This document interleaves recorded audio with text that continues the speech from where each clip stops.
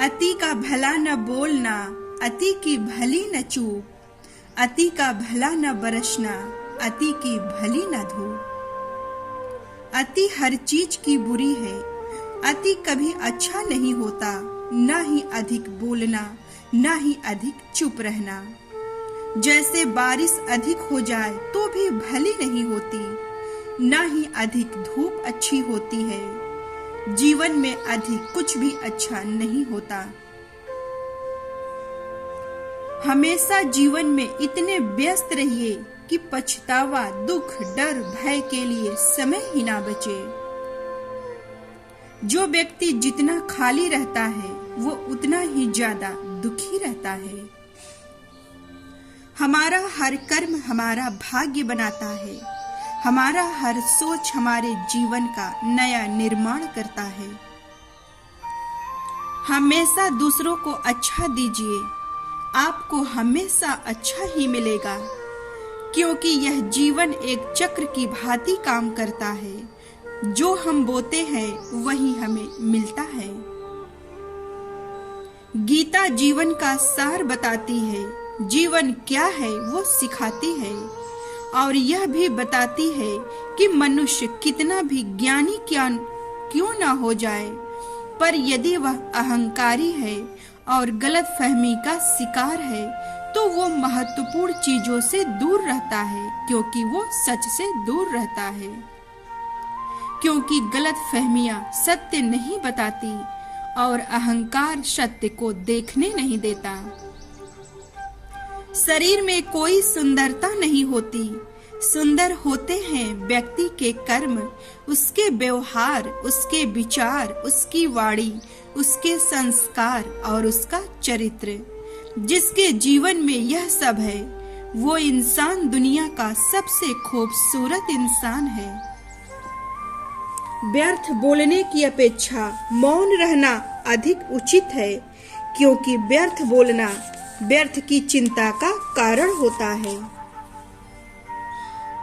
हमें इतनी पीड़ा तब महसूस नहीं होती जब हम जीवन के दुखों, तकलीफों और समस्याओं से वास्तविक रूप से गुजर रहे होते हैं, बल्कि उस वक्त महसूस होती है जब हम उसके बारे में सोच रहे होते हैं। गलत नंबर और गलत नजरिए के चश्मे में कोई फर्क नहीं होता। हर नजारा धुंधला, हर रास्ता टेढ़ा और हर चेहरा बिगड़ा हुआ ही नजर आता है। कभी किसी के चेहरे की मुस्कुराहट बनकर देखना, खुशी का पता नहीं पर सुकून जरूर मिलेगा। जब तुम्हारे दिल में किसी के लिए नफरत पैदा होने लगे तो उसकी अच्छाइयों को याद करो, कड़वाहट कम होने लगेगी। कुछ रिश्ते खाली लिफाफे की तरह होते हैं, जिनके भीतर तो कुछ नहीं होता, पर हम उन्हें संभाल कर रखते हैं।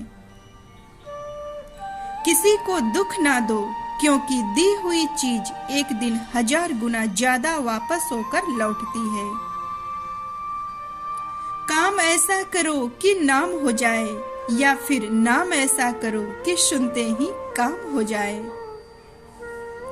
क्षमा केवल गलती का मरहम हो सकता है, परंतु विश्वास तोड़ने का नहीं। इसलिए जीवन में यह ध्यान रहे कि हम कोई गलती भले कर ले, पर किसी का विश्वास ना तोड़े, क्योंकि माफ करना फिर भी सरल है, पर भूलना और फिर से विश्वास करना असंभव है।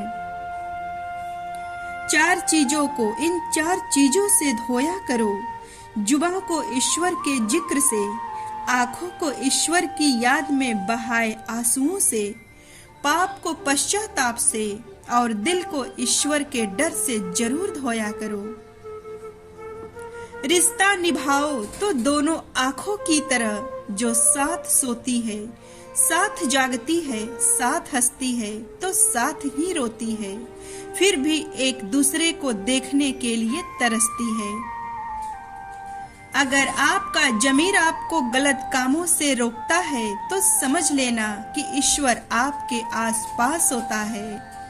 फिर मिलेंगे दोस्तों, तब तक आप अपना ख्याल रखें और हमेशा मुस्कुराते रहें।